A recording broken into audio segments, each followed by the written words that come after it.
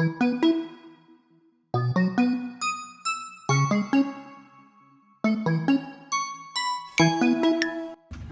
ang init. Sinong may kilalang mahangin dyan?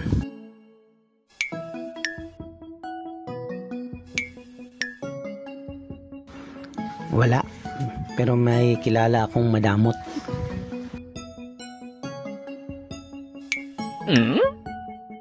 Pre, pahiram naman ng pamaypay.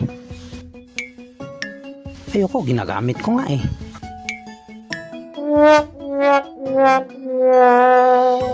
Ginagamit pala eh. Biglaan naman ang init.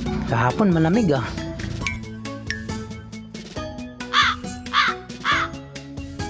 Eh kasi nagsimula ng mga kampanya ang mga demonyo. Ha? Vote straight STP party list. Ah, okay, gets ko na. O sige nga. Ano ang pinagkaiba ng magnanakaw at sa politiko?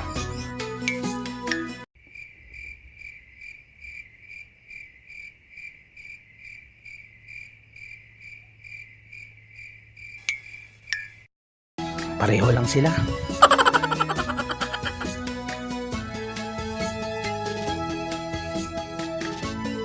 Pagkakaiba nga eh.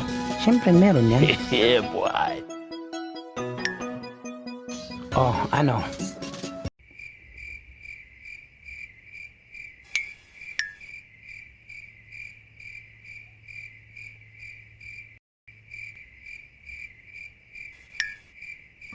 Sirit na? O sige, sirit na. O ano pinagkakaiba? Ang magnanakaw muna bago tumakbo. Samantalang ang politiko, tatakbo muna bago magnakaw. Eleksyon.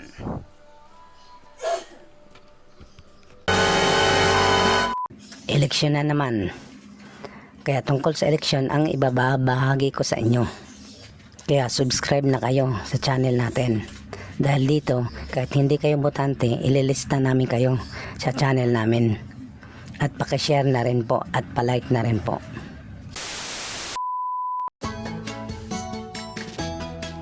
Uy mga bata, ilista ko kayo ha. Classroom ba to? Ililista pag mag-iingay? Hindi ganon yun, bata ka talaga oh. Kasi leader ako ni konsihal. Ililista ko kayo, kunwari volunteer niya kayo. Ha? Pwede ba bata ron? Di ba hindi pwede? Pwede yun. Di naman nila alam na mga bata pa kayo eh. Ganun, pag sa lista ng politiko pwede kami, pero sa pagkain ng balot di kami pwede tay.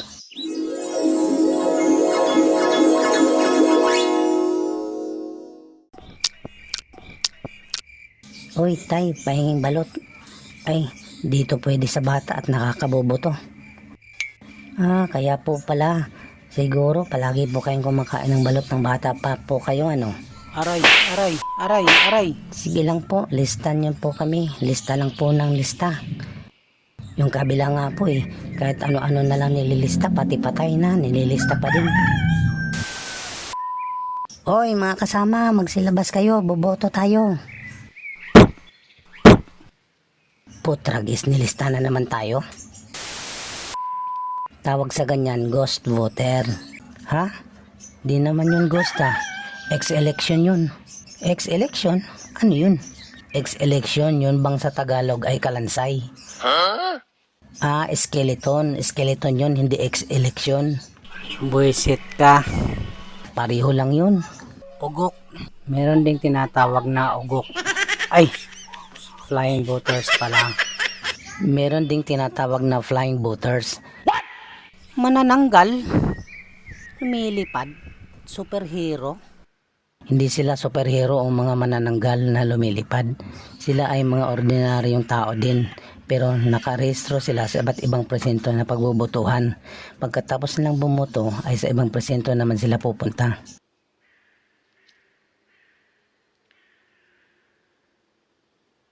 Ops.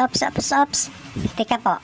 Please pakisubscribe naman po kung nagustuhan niyo po ang ating mga kwento ng ating karanasan. Para po gagawa pa po tayo ng marami pang mga episodes natin. Ito po ang ating channel. At please, pakishare na din po para po makapanood naman ng iba. At syempre po, pakilike na din po kung nagustuhan nyo po talaga.